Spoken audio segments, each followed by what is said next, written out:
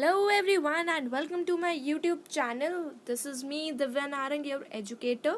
So आज हम continue करेंगे अपना इंडियन पॉलिटी का कोर्स. जैसा कि I have said in the previous lesson कि हम यहाँ से अपना कॉन्सेप्ट स्टार्ट करेंगे जुडिशरी का. और उसमें हमारा जो पहला चैप्टर है, अगर आपने अपनी लक्ष्मीकांत की बुक देखी है तो chapter number 26 deals with supreme court.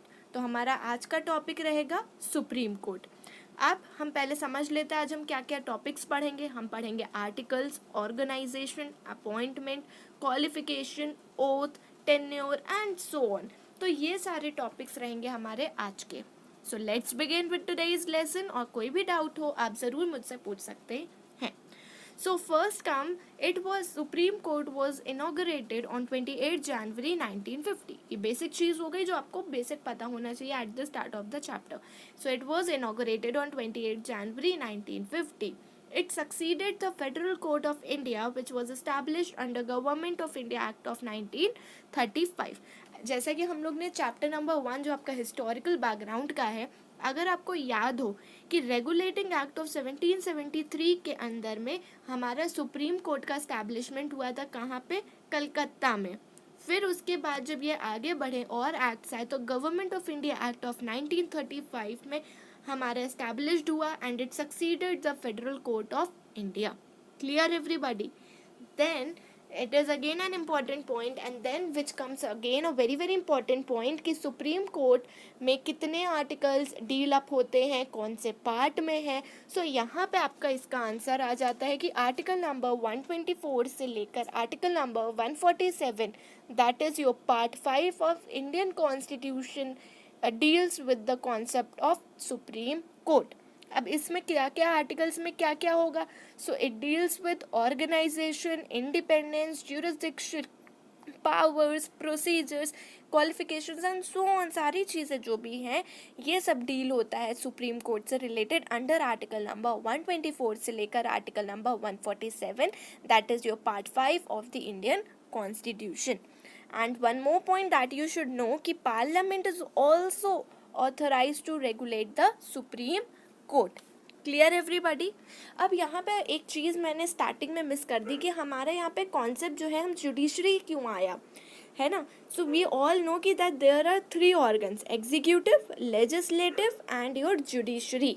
और ये तीनों जो होता है there is a separation of power but there like we say ना separated but they are independent but integrated. तो ये सेपरेशन ऑफ पावर तो है बट इंडिपेंडेंट भी, but like they work together also. Independent but they are working also with each other. सो ये 3 हमारे organs हैं, उसमें से हमने जुडिशरी पिक करा है and we are going to deal with all the judiciary related topics that is your supreme court, high court and so on, जैसा कि मैंने लास्ट लेसन में ऑलरेडी बताया था. तो यहाँ से हमारे क्या पॉइंट्स हो गए कि इनॉग्रेशन हुआ 28 जनवरी 1950. Succeeded federal court of India जो कि इस्टेब्लिश्ड हुआ हमारा under government of India act of 1935.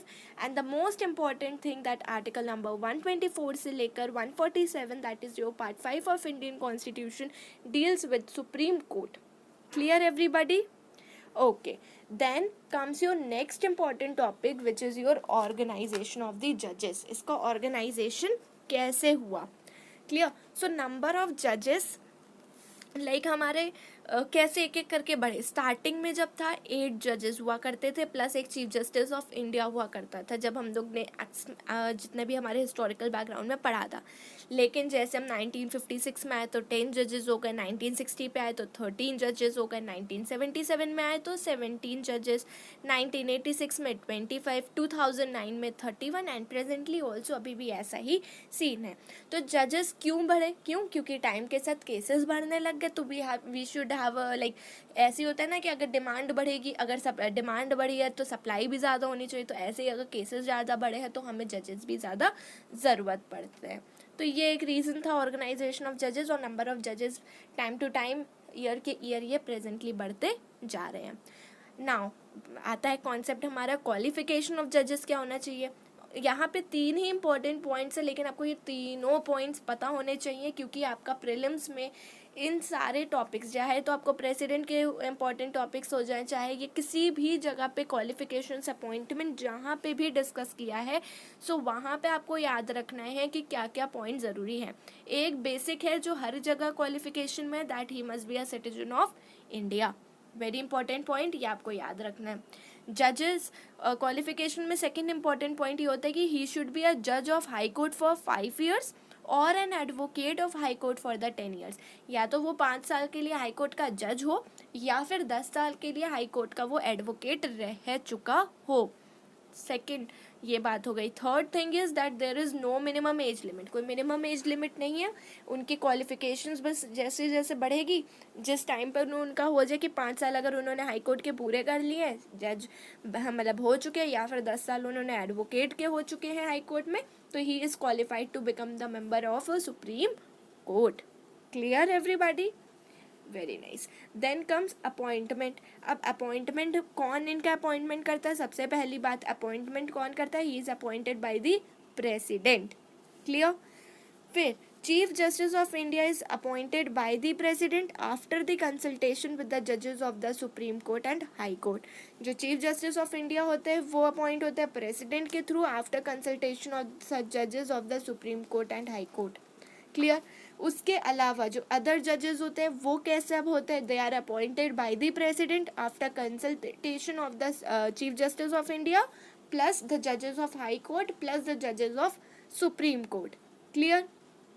Then consultation with Chief Justice of India is obligatory in case of the appointment of judges other than the Chief Justice। तो यहाँ से basic चीज़ आपको समझ में आ गई। क्वालिफिकेशन का कॉन्सेप्ट कि जज सिटीजन होना चाहिए इंडिया का, हाई कोर्ट का जज फॉर 5 years, या फिर advocate of the high court for 10 years। तो यहाँ पे और है, एंड नहीं है, दोनों कंडीशंस नहीं होनी चाहिए फुलफिल, एक कंडीशन भी फुलफिल हो रही है तो ही इज़ क्वालिफाइड। अपॉइंटमेंट कहाँ किसके थ्रू होता है? प्रेसिडेंट का। Chief justice of India appoint होता है बाय द प्रेसिडेंट, किसके साथ कंसल्टेशन होता है? सुप्रीम कोर्ट और हाई कोर्ट के जजेस के साथ। अगर चीफ जस्टिस के अलावा कोई और जजेस अपॉइंट हो रहे हैं, then they are appointed by president plus consultation होना चाहिए चीफ जस्टिस का प्लस हाई कोर्ट के जज का प्लस सुप्रीम कोर्ट के जजेस का। Clear everybody? अब जब हम ये बात कर रहे हैं कंसल्टेशन की, तो वहाँ पर एक हमारे केसेस आए थे जो बहुत ज़्यादा नहीं पूछा जाता, बट आपको पता होने चाहिए, एटलीस्ट ईयर्स उनके पता होने चाहिए, और क्या मेन कॉन्सेप्ट था थोड़ा सा आइडिया होना चाहिए। So first was your first जज केस ऑफ 1982। ठीक है, इसमें जो मेन कॉन्सेप्ट था कि क्या करना चाहिए, हाँ ये सही है तो ये कर लो। ठीक है, ऐसे टाइप के जो केसेस होते हैं, like exchange of the views, जहाँ पे हम अपने व्यूज़ एक्सचेंज करते हैं, दैट इज़ योर फर्स्ट जज केस ऑफ 1982। लाइक अगर कोई केस फंस रहा है तो वहाँ पे ये बताता है कि यहाँ पे क्या करना चाहिए, पूछेंगे तो वो कहेंगे हाँ हाँ आप ये कर सकते हो, फिर वो कहेंगे हाँ ये कर लो, ऐसा वैसा टाइप का जहाँ पे व्यूज़ का एक्सचेंज होता है, दैट इज़ योर फर्स्ट जज case of 1982। Then comes your second judge case in which year? 1993। यहाँ पे क्या होता है कि यहाँ पे advice by the chief justice of India जो होती है वो बाइंडिंग होती है प्रेसिडेंट पे। मीन्स यहाँ पे जो चीफ जस्टिस ऑफ इंडिया जो होता है वो कंसल्ट करते हैं दो सीनियर मोस्ट जजेस का। सीनियर मोस्ट जजेस हैं, they are appointed as the chief justice of India, और ये मैंडेटरी हो गया है आफ्टर सेकेंड जज केस, और उनकी एडवाइस के बाद ही आगे का जो काम होता है, उनकी कंसल्टेशन का जो काम के बाद ही हमारा आगे का प्रोसीजर बढ़ता है। So this is your second जज case of 1993। Then comes your third जज केस ऑफ द ईयर 1998। इसमें क्या होता है? कंसल्टेशन होता है ऑफ द प्लूरैलिटी जजेस। मीन्स यहाँ पे 4 सीनियर मोस्ट जजेस होंगे सुप्रीम कोर्ट के, प्लस यहाँ पे 2 जजेस भी हो सकते हैं अगर एडवर्स ओपिनियन या बहुत ज़्यादा अगर उनके में नहीं हो पा रहा है। प्लूरैलिटी मतलब क्या हो रहा है? अब ज़्यादा, पहले हमारा सेकेंड जज केस में क्या था, हम सिर्फ 2 सीनियर मोस्ट जजेस से कंसल्ट करते थे, अब हम 4 सीनियर मोस्ट जजेस ऑफ सुप्रीम कोर्ट से कंसल्ट कर रहे हैं। लेकिन अगर तभी भी हम किसी लाइक जजमेंट में नहीं आ पा रहे, कोई एडवर्स ओपिनियंस हो रहे हैं, तब हम और जजेस भी ला सकते हैं। They don't send recommendations, but इसमें ये कॉन्सेप्ट आ जाता है। तो यहाँ पे फर्स्ट जज केस में only there is an exchange of view, second जज केस में बाइंडिंग होती है और हम यहाँ पे 2 सीनियर मोस्ट जजेस के साथ कंसल्टेशन करते हैं। थर्ड जज केस में 4 सीनियर मोस्ट जजेस के साथ प्लस हम 2 और जजेस भी कर सकते हैं अगर एडवर्स ओपिनियन आने लग जाए। Clear everybody? सो यहाँ पे ये बात हो गई। Then comes your next important topic, that is your oath. देखिए ये छोटे छोटे टॉपिक्स हैं लेकिन ये प्रीलिम्स में आपसे पूछे जा सकते हैं किसी भी तरीके से।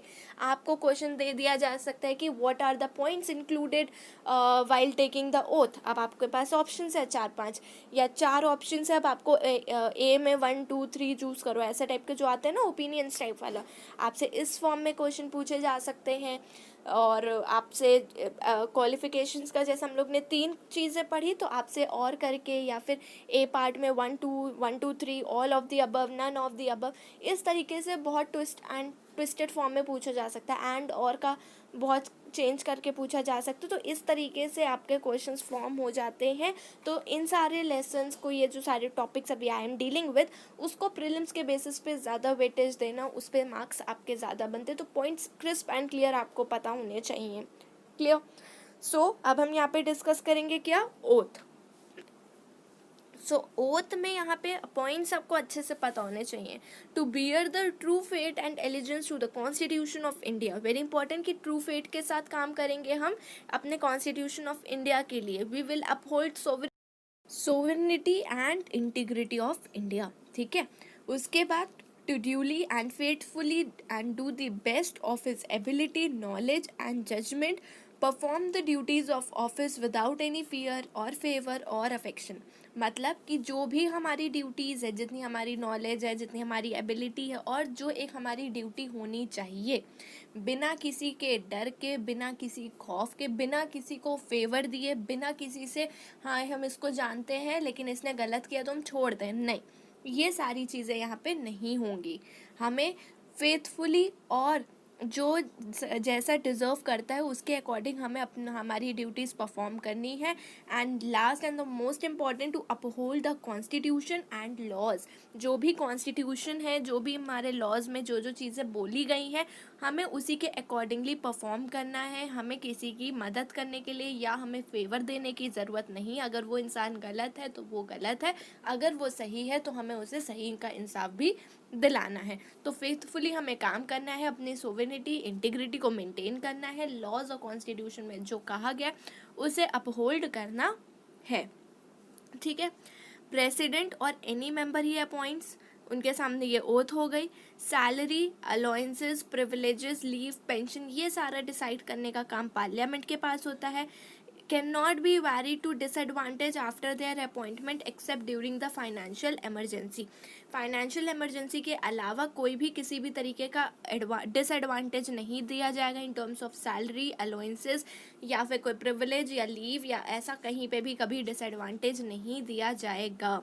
ठीक, ये सारी बातें हो गई। Then comes your tenure, last important discussion. Tenure जो होता है वो फिक्स नहीं होता, but there are some 3 provisions. एक जो इम्पॉर्टेंट बात है कि हाई कोर्ट के लिए 62 ईयर्स की एज तक का होता है और सुप्रीम कोर्ट में 65 ईयर्स का टेन्योर होता है, but which is not fix. There are 3 provisions. एक होता है he holds the office until he attains 65 years of age. For the supreme court के लिए ये केस है कि 65 ईयर्स ऑफ एज तक वो होल्ड कर सकता है। Any question regarding his age is determined by the authority. जो भी पार्लियामेंट ने डिसाइड किया, पार्लियामेंट ने जो भी डिटरमाइन किया है, जो भी अथॉरिटी है, उस पर कोई क्वेश्चन नहीं किया जाएगा रिगार्डिंग हिज एज। वो सब कुछ पार्लियामेंट के हाथ में है। Until he attains the age of 65 hold कर सकता है। He can resign his office by writing to the president. President को बता के वो रिज़ाइन भी कर सकते हैं। एंड उनको रिमूव भी किया जा सकता है from the office by whom, by president. किसके रिकमेंडेशन से? पार्लियामेंट से। और क्या बेसिस होता है उनके रिमूवल का? There are 2 grounds, very very very important for your prelims. क्या 2 पॉइंट्स पे है कि हम उनको रिमूव कर सकते हैं? That is your misbehaviour and incapacity. इसको बहुत अच्छे से समझिएगा, बिकॉज सुप्रीम कोर्ट के जजेस, हाई कोर्ट के जजेस का रिमूवल होना या उनसे रिलेटेड काफ़ी सारी चीज़ें आपके न्यूज़पेपर में आती हैं। ठीक है, तो आप आगे से अगर जब पढ़ोगे तो उसमें स्पेशली लिखा होता है on the basis of misbehaviour he was remove from his post. तो ऐसे टाइप के न्यूज़ को आप पढ़ो, उसको ऐड ऑन करते जाओ अपने नोट्स में, ठीक है, क्योंकि ऐसे टाइप के प्रीलिम्स में पूछा जाता है related to only this topic, और it can be related to your newspaper current affairs also. ठीक है, तो ये बेसिक चीज़ें हो गई। ओथ में, टेन्योर में, ये सारा कॉन्सेप्ट हमने यहाँ पे समझ लिया है। अब जो रेस्ट ऑफ द चैप्टर है वो हम आगे कंटिन्यू करेंगे। यहाँ पे हम पार्ट 1 फिनिश करते हैं and will meet you in the next lesson. Thank you, keep watching, keep learning, bye.